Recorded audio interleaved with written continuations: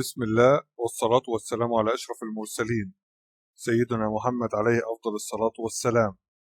الحمد لله وكفى وصلاة وسلاما على عباده الذين اصطفى. أما بعد، متشابهات الآية 41 النداء في يا بني إسرائيل جت 6 مرات، البقرة 3 وكان بيبقى فيها التذكير بالنعم، والمائدة التحذير من الكفر وفطها الرجوع تاني للنعم، كانت النجاة والطعام، وفي الصف بشرهم بالنبي أحمد.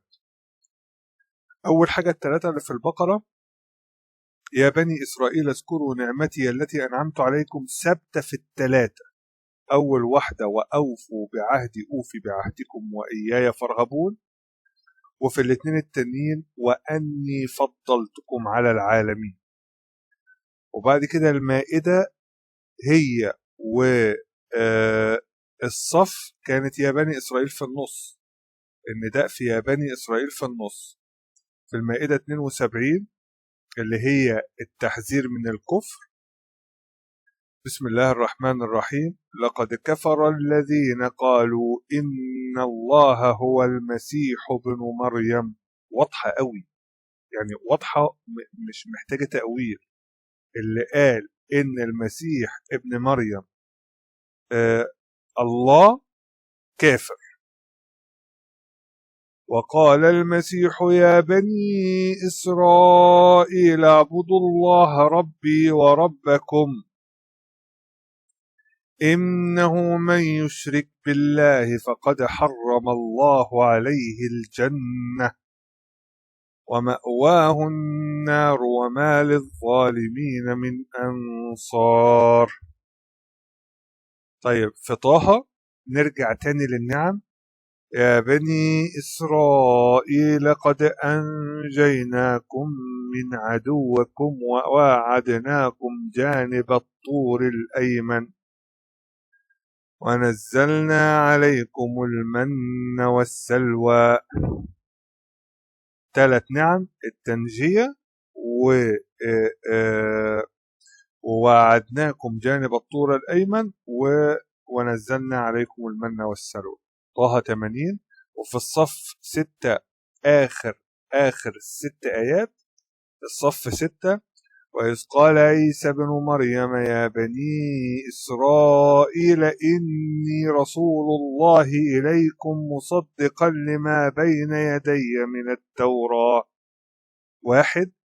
2. ومبشرا برسول يأتي من بعد اسمه أحمد فلما جاءهم بالبينات قالوا هذا سحر مبين. يبقى دولة 6 بتوع النداء بتوع يا بني إسرائيل. في عندنا إياي فارهبون، سواء كانت وإياي فارهبون أو فإياي فارهبون. وفي عندنا الآية اللي بعدها على طول إياي فاتقون. احنا عشان نفرق ما بين البقرة 40 والبقرة 41،